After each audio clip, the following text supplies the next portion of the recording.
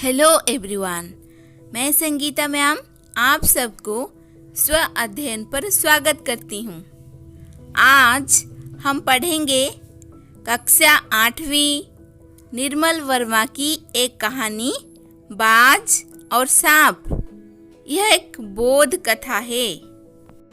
इस पाठ में दो प्राणियों के जीवन एवं उनके जीने और सोचने के ढंग का वर्णन है।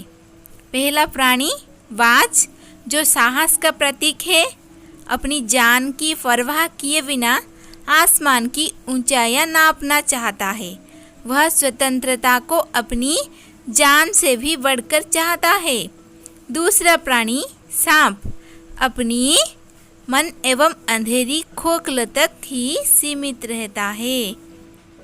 बाज का साहस सांप में भी साहस भर देता है, इसीलिए वह भी एक बार आसमान की ऊंचाइयां नापना चाहता है। इस कहानी के माध्यम से लेखक हमें बताना चाहते हैं कि किस तरह से हर प्राणी अपने स्वभाव के कारण अलग अलग व्यवहार प्रदर्शित करता है। इस बात को ही कहानी में दर्शाया गया है। कहानी कुछ इस प्रकार है। चलिए कहानी को हम एनिमेशन के जरिए देखेंगे। समुद्र के किनारे ऊंचे पर्वत की अंधेरी गुफा में एक सांप रहता था। समुद्र की तूफानी लहरें धूप में चमकती, झिलमिलाती और दिन भर पर्वत की चट्टानों से टकराती रहती थी। पर्वत की अंधेरी घाटियों में एक नदी भी बहती थी। अपने रास्ते पर बिखरे पत्थरों को तोड़ती, शोर मचाती हुई यह नदी बड़े जोर से समुद्र की ओर लपकती जाती थी।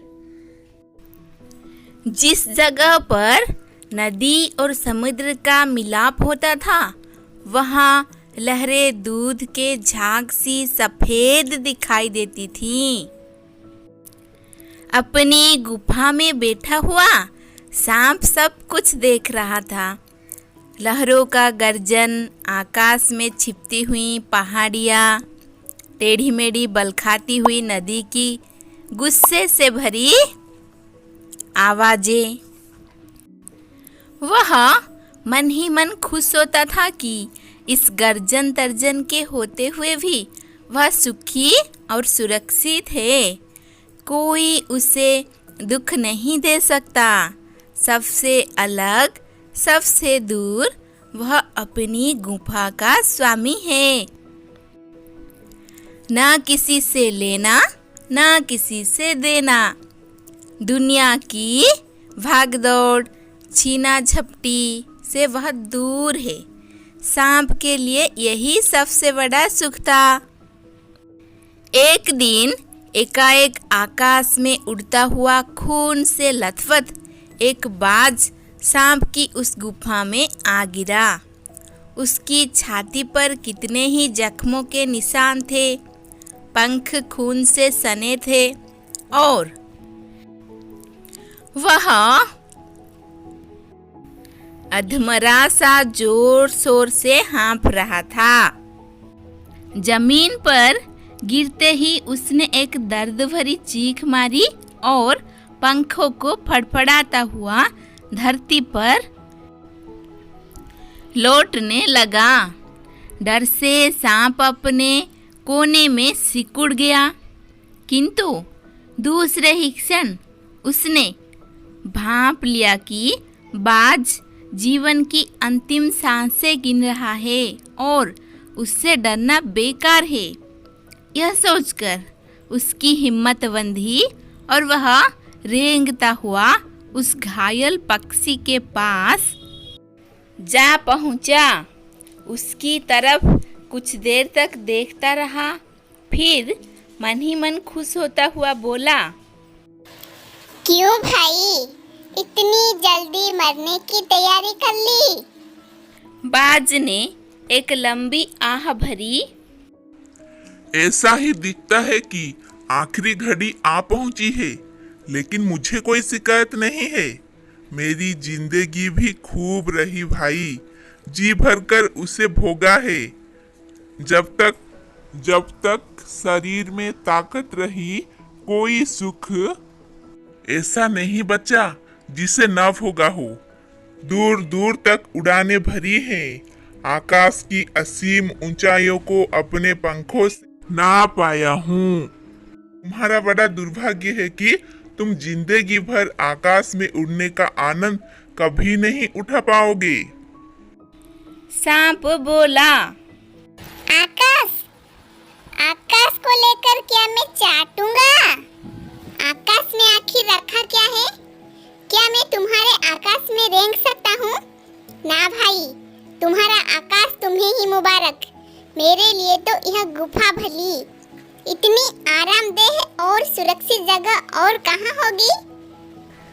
सांप मन ही मन बाज की मूर्खता पर हंस रहा था। वह सोचने लगा कि आखिर उड़ने और रेंगने के बीच कौन सा भारी अंतर है। अंत में तो सबके भाग्य में मरना ही लिखा है। शरीर मिट्टी का है, मिट्टी में ही मिल जाएगा। चलिए देखेंगे फिर क्या हुआ। सांप मन में अब क्या सोच रहा है। अचानक बाज ने अपना झुका हुआ सिर ऊपर उठाया और उसकी दृष्टि सांप की गुफा के चारों ओर घूमने लगी। चट्टानों में पड़ी दरारों से पानी गुफा में टपक रहा था। सीलन और अंधेरे में डूबी गुफा में एक भयानक दुर्गंध फैली हुई थी, मानो कोई चीज बरसों से पड़ी पड़ी सड़ गई हो। बाज के मुंह से एक बड़ी जोर की करुण चीख फूट पड़ी। आह, काश मैं सिर्फ एक बार आकाश में उड़ पाता। बाज की ऐसी करुण चीख सुनकर सांप कुछ सिटपिटा सा गया। एक क्षण के लिए उसके मन में उस आकाश के प्रति इच्छा पैदा हो गई जिसके वियोग में बाज इतना व्याकुल होकर छटपटा रहा था।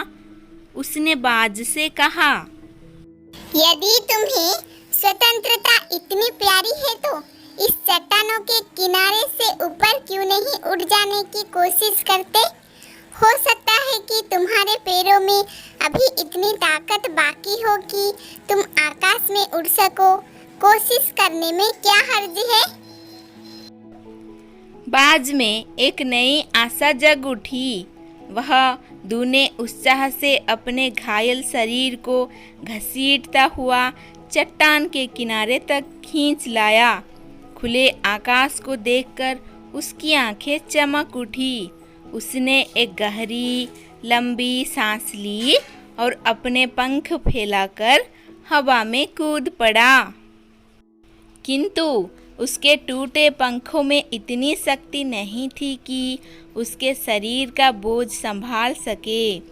पत्थर सा उसका शरीर लुढ़कता हुआ नदी में जा गिरा। एक लहर ने उठकर उसके पंखों पर जमे खून को धो दिया। उसके थके मांदे शरीर को सफ़ेद फेन से ढक दिया। फिर अपनी गोद में समेटकर उसे अपने साथ सागर की ओर ले चली। लहरें चट्टानों पर सिर धुनने लगी, मानो बाज की मृत्यु पर आंसू बहा रही हो। धीरे धीरे समुद्र के असीम विस्तार में बाज आंखों से ओझल हो गया। चट्टान की खोखल में बैठा हुआ सांप बड़ी देर तक बाज की मृत्यु और आकाश के लिए उसके प्रेम के विषय में सोचता रहा। आकाश के असीम शून्यता में ऐसा क्या आकर्षण छिपा है जिसके लिए बाज ने अपने प्राण गंवा दिए? वह खुद तो मर गया, लेकिन मेरे दिल का चैन अपने साथ ले गया। न जाने आकाश में क्या खजाना रखा है। एक बार तो मैं भी वहां जाकर उसके रहस्य का पता लगाऊंगा, चाहे कुछ देर के लिए ही हो। कम से कम उस आकाश का स्वाद तो चख लूंगा। यह कहकर सांप ने अपने शरीर को सिकोड़ा और आगे रेंगकर अपने को आकाश की शून्यता में छोड़ दिया। धूप में क्षण भर के लिए सांप का शरीर बिजली की लकीर सा चमक गया, किंतु जिसने जीवन भर रेंगना सीखा था वह भला क्या उठ पाता। नीचे छोटी छोटी चट्टानों पर धप से सांप जा गिरा। ईश्वर की कृपा से बेचारा बच गया, नहीं तो मरने में क्या कसर बाकी रही थी। सांप हंसते हुए कहने लगा, सो उड़ने का यही आनंद है। भर पाया मैं तो। पक्षी भी कितने मूर्ख है। धरती के सुख से अनजान रहकर आकाश की ऊंचाइयों को नापना चाहते हैं, किंतु अब मैंने जान लिया कि आकाश में कुछ नहीं रखा, केवल ढेर सी रोशनी के सिवा वहाँ कुछ भी नहीं। शरीर को संभालने के लिए कोई स्थान नहीं, कोई सहारा नहीं। फिर वे पक्षी किस बूते पर इतनी डींगे हाँकते हैं? किस लिए धरती के प्राणियों को इतना छोटा समझते हैं? अब मैं कभी धोखा नहीं खाऊंगा। मैंने आकाश देख लिया और खूब देख लिया। बाज तो बड़ी बड़ी बातें बताता था, आकाश के गुण गाते थकता नहीं था। उसी की बातों में आकर मैं आकाश में कूदा था। ईश्वर भला करे, मरते मरते बच गया।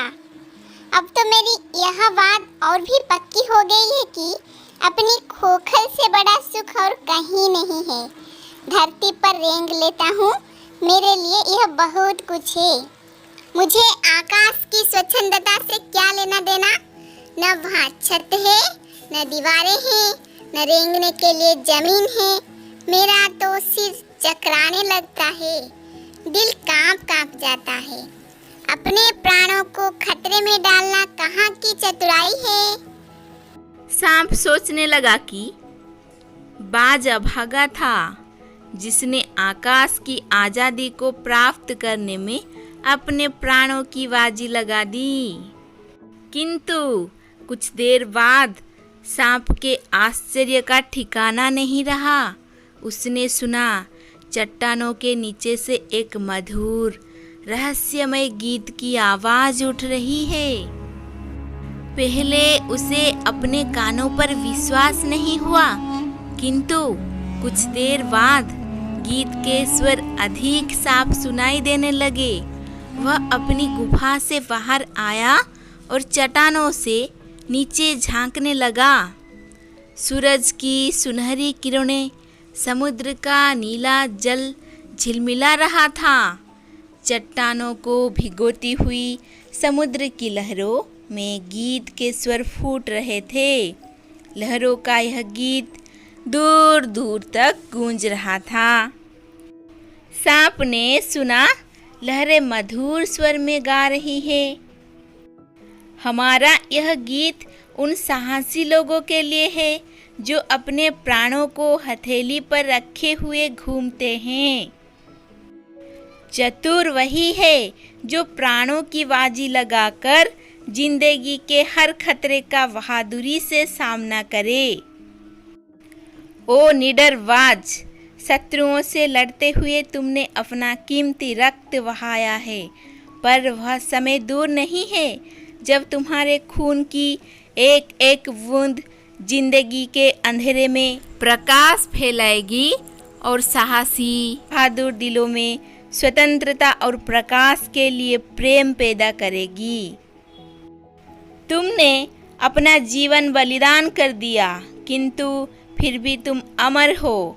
जब कभी साहस और वीरता के गीत गाए जाएंगे, तुम्हारा नाम बड़े गर्व और श्रद्धा से लिया जाएगा। हमारा गीत जिंदगी के उन दीवानों के लिए है जो मरकर भी मृत्यु से नहीं डरते।